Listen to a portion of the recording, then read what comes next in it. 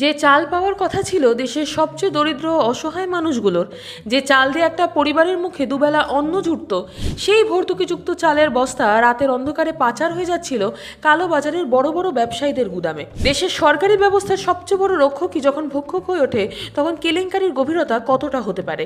Food corporation of India বা এফসিআইতে ঘটে গেছে এক বিরাট বিস্ফোরণ।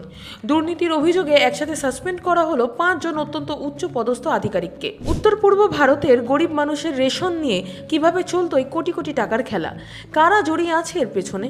ফুড কর্পোরেশন অফ ইন্ডিয়ার মূল কাজ হলো দেশের কৃষকদের থেকে শস্য কিনে তা সরকারি গুদামে সুরক্ষিত রাখা এবং রেশন ব্যবস্থার মাধ্যমে তা গরিব মানুষের কাছে পৌঁছে দেওয়া।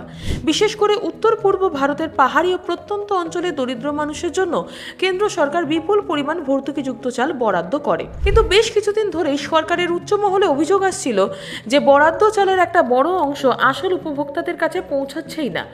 গোপন সূত্রে তদন্ত শুরু হতে কেঁচো খুঁড়তে কেউটে বেরিয়ে পড়ে। দেখা যায় সরকারি নথিতে চালের সাপ্লাই অন রেকর্ড দেখানো হলেও বাস্তবে সেই চালের ট্রাক চলে যাচ্ছে বেসরকারি বড় বড় চাল ব্যবসায়ী এবং রাইস মিল মালিকদের কাছে। আর এই গোটা চক্রটি চলতো এফসিআই এর ভেতরের কিছু বড় মাথার সরাসরি মদতে। দুর্নীতির সুনির্দিষ্ট প্রমাণ হাতে আসতেই আর সময় নষ্ট করেনি প্রশাসন।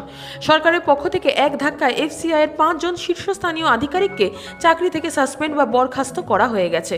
এদের বিরুদ্ধে অভিযোগটা সাধারণ কোনো গাফিলতির নয়। অভিযোগ হলো এরা সরাসরি বেসরকারি ক্রেতাদের সাথে হাত মিলিয়েছেন। মোটা টাকার ঘুষের বিনিময়ে সরকারি গুদাম থেকে চালের অবৈধ ডাইভার্সন বা রুট পরিবর্তন করা হতো। সহজ ভাষায় বললে গরিবের সস্তার চাল চড়া দামে খোলা বাজারে বিক্রি করে নিজেদের পকেট ভরাচ্ছিলেন এই অফিসাররা। তদন্তকারী সংস্থার দাবি এই চক্রের শিকড় অনেক গভীরে ছড়ানো এবং এই 5 জন তো কেবল হিমশৈলের চূড়া মাত্র। এখন প্রশ্ন উঠতেই পারে, জালিয়াতির জন্য উত্তর পূর্ব ভারত বা নর্থ ইস্টকেই কেন বেছে নেওয়া হলো? ভৌগোলিক অবস্থানের কারণে উত্তর পূর্বের রাজ্যগুলোর যোগাযোগ ব্যবস্থা বাকি দেশের মতন অতটা সহজ নয়। পাহাড়ি অঞ্চল হওয়ার কারণে সেখানে রেশন ও খাদ্যশস্য পৌঁছানোর মনিটরিং বা নজরদারি করা বেশ কঠিন।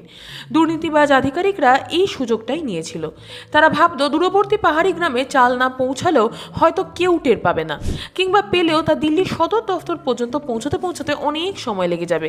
কিন্তু ডিজিটাল ট্র্যাকিং এবং অডিট ব্যবস্থার কড়াকড়িতে শেষ রক্ষা আর হলো না। ধরা পড়তেই হলো রাজসাক্ষী হতে যাওয়া এই দুর্নীতিবাজদের। এই অ্যাকশনের পর খাদ্য মন্ত্রকের পক্ষ থেকে স্পষ্ট জানিয়ে দেওয়া হয়েছে যে গরিবের রেশন নিয়ে কোনো রকম আপোষ করা হবে না। দুর্নীতি রুখতে সরকারের নীতি এখন জিরো টলারেন্স। এই 5 আধিকারিককে শুধু সাসপেন্ড করে শান্ত থাকছে না প্রশাসন, এদের বিরুদ্ধে বিভাগীয় তদন্তের পাশাপাশি আইনি পদক্ষেপ এবং আর্থিক তছরূপের মামলা রুজু করার প্রস্তুতিও চলছে। একই সাথে খতিয়ে দেখা হচ্ছে এই চক্রে আর কোন কোন বেসরকারি ব্যবসায়ী জড়িত ছিল। দেশের সাধারণ ট্যাক্সপেয়ারদের টাকা এবং গরিবের মুখে গ্রাস যারা এভাবে চুরি করে তাদের কি আরও কঠোর শাস্তি হওয়া উচিত নয়? আপনার কি মনে হয় এই 5 জনের পেছনে কি আরও কোনো বড় রাজনৈতিক বা প্রশাসনিক মাথার হাত রয়েছে? আপনার গুরুত্বপূর্ণ মতামত নিচে কমেন্ট বক্সে আমাদের অবশ্যই জানান। ভিডিওটি ইনফরমেটিভ মনে হলে লাইক শেয়ার করতে ভুলবেন না। দেখতে থাকুন।